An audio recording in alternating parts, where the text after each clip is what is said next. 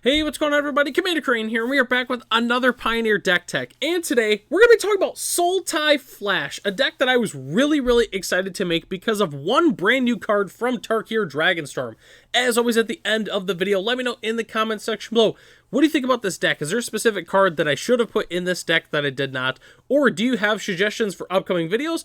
Just let me know in the comments section. Okay, so this card probably has my favorite art piece in the entire set as well. That card is Fangkeeper's Familiar. Basically a new-ish Mystic Snake, and I just really love this card. Okay, so if it's 1 in Sultai for a 3/3 snake with flash, when this creature enters, choose 1.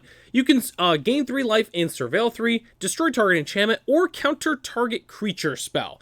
So very similar to Mystic Snake, which back in the day was a 2/2 for, it was like a 1 green, blue, and then you counter a spell. It was a really cool card. I love Mystic Snake. And when I saw Fangkeeper's Familiar come out in this set, I knew I had to make a deck featuring Fangkeeper's Familiar. Got to thinking, what can we do? And we could basically slot it into Simic Flash very nicely, or Dimir Flash for that matter. But yeah, let's go and talk about the rest of the deck here. So Flash creatures, we're playing 20 Flash creatures in this deck. So we're playing 4 copies of Brineborn Cutthroat, 4 copies of Slitherwisp, and 2 copies of Brazen Borrower as our lower end creatures. I really love Brineborn Cutthroat in this deck. It just gets so big. Whenever you cast a spell during an opponent's turn, it gets a 1/1 counter. So this card is going to get really big, really fast. I've always been a big fan of Slitherwisp as well. Whenever you cast another spell that has flash, you draw a card and each opponent loses 1 life. That's just a really good raid in general.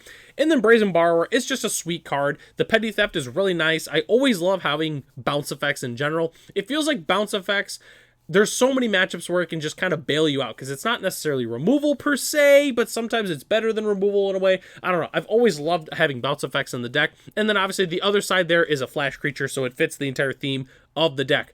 We are also playing 4 copies of Fangkeeper's Familiar, 4 copies of Frilled Mystic, and 2 copies of Voracious Great Shark. So obviously we talked about Fangkeeper's Familiar. I also think it's really good in the metagame in general, being able to destroy an enchantment, which is nice. So if our opponent's resolving a whole bunch of spells, and then we draw this late game, we can still get some value from it, by gaining the life and surveilling, or destroying an enchantment. Overall, just a really good card. Frilled Mystic, though, basically the newer version of Mystic Snake. It's very good when it enters, you counter a spell, feels really good in general, and I've always loved Voracious Great Shark. I was so excited when this card came out in Ikoria. I played it a lot in paper just because it was just a fun card. Like, I don't know, I like the art. It's cool. Like, it's a big 5/4 and it counters a spell or a creature or artifact spell specifically. I don't know. I've always loved Voracious Great Shark, and I knew I wanted to put 2 copies in this deck just because the card is just so cool. So yeah, huge fan of Voracious Shark in this deck, but I do love our counterspell creature suite in this deck. I think it's very good. Okay, so we also have some other interaction that we're playing in this deck, 16 to be exact. We're playing 4 copies of Fatal Push and 2 copies of Cut Down. I wanted to make sure that those fast aggro decks did not get too far ahead of us, so that's why I'm playing those specifically. We're also playing 2 copies of Make Disappear. I wanted an extra counter spell in this deck besides, obviously, the main creatures there, and I decided to play Make Disappear. It was kind of close. Like, I thought about playing 3 steps, but I really wanted a counter spell on 2, and I really thought that Make Disappear was our best option at 2 mana. But we're also playing 4 copies of Growth Spiral, really just because this card is an instant. Obviously the draw is really nice on it, but really the main reason is that way we can get our 4-drop counterspell creatures. We can get them online on turn 3. That's pretty much the reason why I'm playing Growth Spiral. And I'm also playing 4 copies of Essence Flux, a card that I've always been a big fan of. It did recently get a reprint in Innistrad Remastered, which is very good because this card was like a $4 uncommon because it was only featured in Shadows over Innistrad, and then it never received a reprint until its reprint in the Master set. So if you don't have these, I highly suggest picking them up if this is a type of deck that you like, or if you like playing Blink decks that feature blue, you probably should pick up these copies because they're really not going to stay that cheap for long. People are going to start picking up the commons and such like that from Innistrad Remastered, and it's going to dry up. So definitely pick up your copies of Essence Flux if you do not have them already, but they work really well with all the different counter creatures because you can blink them and then we can counter another spell, which feels fantastic. So definitely huge fan of the Essence Flux in this deck as well.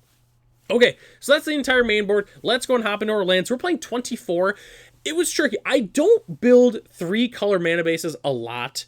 in Pioneer just because it's relatively tricky to have them consistent, but I think I found a really good mix here of lands that I feel like they synergize well together, and it's pretty simple. So we're playing 12 of the Shocklands. We're playing 4 Breeding Pool, 4 Watery Grave, and 4 Overgrown too. We're also playing a whole bunch of the, I guess, relatively new Verge lands. We're playing 4 Willow Rush Verge, 4 Gloomlake Verge, as well as 1 Wastewood Verge. I'm only playing 1 Wastewood just because the base green is the color that we need the least amount, so I like being able to have the option for untapped blue right when we need it, which I feel like is the most important in terms of blue, black, and green, I would say. But we're also playing 1 copy of Hall of Storm Giants. It's always just, I love playing 1 Hall, but whenever I'm playing blue decks in Pioneer, I always like playing 1 Hall of Storm Giants. It's just 1 because it's just a really good land. And then we're also playing the 1 copy of Otawara, as well as 1 basic Swamp. So blue is the main color of the deck, but I kind of figured, okay, we're playing the Otawara, we're playing the Hall of Storm Giants, we're playing all these different lands that tap for base blue, so that's why I decided to play the basic Swamp. It also can be important because we are playing like Fatal Push as well as Cut Down, so having that on turn 1 without having to take some damage potentially is nice. But yeah, that's why I'm playing just the 1 basic Swamp in this deck, and I really do love the full art basics from Tarkir Dragonstorm. I think that these are some of the best that you can really play just in general. I think the art's fantastic. It's also got a dragon on it, and dragons are sweet. So yeah, I really do love the basics from this set just in general. Okay, so don't go anywhere yet, though. We still have to talk about our sideboard, as well as some budget options for the deck. So, sideboarding is going to be relatively straightforward. I always love to mention, if your sideboard looks different than mine, that's totally fine. This is based off of what I personally run into playing in paper, as well as Magic Arena. Okay, so we're playing 2 copies of Damping Sphere and 2 copies of Unlicensed Hearse in our deck.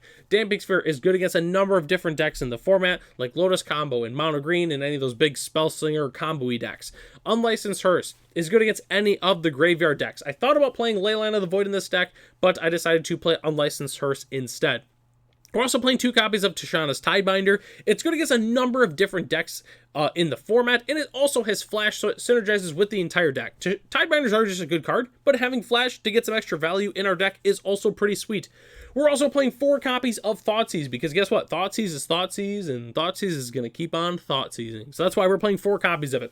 We're also playing 3 copies of Spell Pierce, good against a number of different decks in the format. It's good because if our opponent's bringing in cards like Mystical Dispute to help us, I'll help them counter our spells, we can Spell Pierce them right back. It's good against like cards like Thoughtseize. When they're trying to play cards like Unholy Annex on curve, it's really good. Can slow down Mono Red a little bit. Overall, Spell Pierce is just a really good card, and that's why we're playing 3 copies. And then I'm also playing 2 extra copies of Brazen Borrower in the sideboard. I don't know. I've always just loved playing bounce spells, and the fact that we can play bounce spells that synergize with our deck, just it feels like it makes sense overall, and that's why we're playing 2 additional copies. Okay, so the next thing we have to talk about is the tips and strategy. I always love talking about this. It's really just meant to, well, give you some tips in terms of if you're looking to play this deck, maybe some things that you never really realized before that synergize with each other, or what a specific card does, because sometimes you got to reread a card to fully understand it, and I'm here to help with that a little bit. So I've got 2 things I want to talk about. So the first thing is the counter creatures. Counter different spells. Keep that in mind. So Frilled Mystic is the only card that actually copies anything or counters anything. Fanekeeper's Familiar only counters creature spells, and Voracious Great Shark only counters artifact and creature spells. So keep that in mind. Maybe if you have multiple of these in hand, keep that in mind. If your opponent plays a nice value creature, maybe play your Fanekeepers before. Maybe if you're playing against Rakdos Demons, though, like, hey, I might need to destroy an enchantment or something like that. So maybe I should just play the Frilled Mystic, and then maybe if they have, something else after, I don't know. Just something to keep in mind when you're playing this deck. Just because I'd really hate for you to, play on Arena and your opponent plays, an Unholy Annex, and then you slam your Voracious Great Shark, and all of a sudden you're like, oh my god, it's only artifact or creature. So do keep that in mind when you're playing these cards. The other thing I want to mention, and this is relatively straightforward, and you could really put this on any of these decks, but I really wanted to mention this one, is remember your triggers. So obviously you're going to remember your Great Shark triggers and your, Fanekeeper Familiar triggers, because when they enter the battlefield, that's why you're playing these cards.